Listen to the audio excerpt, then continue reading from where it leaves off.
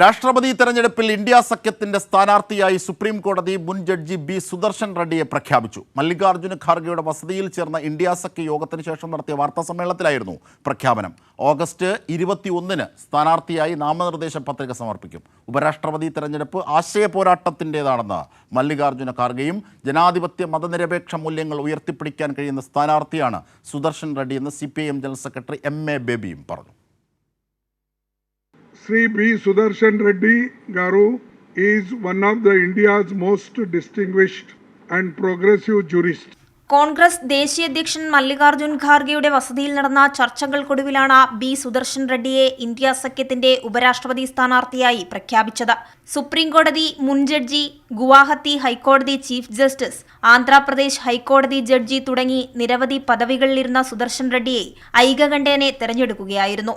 August 29-ന് നാമനിർദ്ദേശ പത്രിക സമർപ്പിക്കും.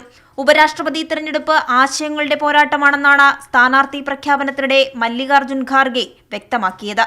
This vice presidential contest is an ideological battle. It is not just a battle. It is an ideological battle, and all the opposition party agreed on this. That's why we are contesting unitedly. ജനപക്ഷത്തു നിന്ന് ഭരണഘടനാ മൂല്യങ്ങൾ ഉയർത്തിപ്പിടിക്കുന്ന വിധിന്യായങ്ങളാണ് സുദർശൻ റെഡ്ഡിയുടേതെന്നും സ്ഥാനാർത്ഥിത്വം മതനിരപേക്ഷത ഉയർത്തിപ്പിടിക്കുന്നതാണെന്നും CPIM general secretary MA ബേബിയും പ്രതികരിച്ചു. ജനപക്ഷത്ത് നിന്നുകൊണ്ട് ഭരണഘടനാ മൂല്യങ്ങളും പൗരാവകാശങ്ങളും ഉയർത്തിപ്പിടിക്കുന്ന നിലപാടാണ് അദ്ദേഹത്തിൻ്റെ വിധിന്യായങ്ങളിലൂടെ വ്യക്തമാക്കിയിട്ടുള്ളത്.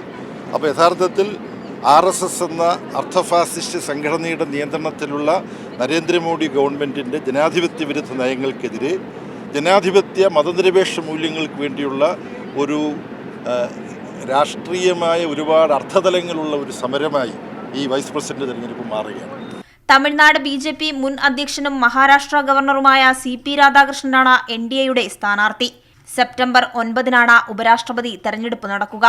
ലോക്സഭ, രാജ്യസഭ MPമാരുൾപ്പെട്ട ഇലക്ട്രൽ കോളേജാണ് ഉപരാഷ്ട്രപതിയെ തെരഞ്ഞെടുക്കുന്നത്. 782 നിലവിലെ ഇലക്ട്രൽ കോളേജ് സംഖ്യ. ജയിക്കാൻ 392 വോട്ട് ആവശ്യമായിരിക്കെ NDAയ്ക്ക് 426 MPമാരാണുള്ളത്. കൈരളി ന്യൂസ്, ദില്ലി.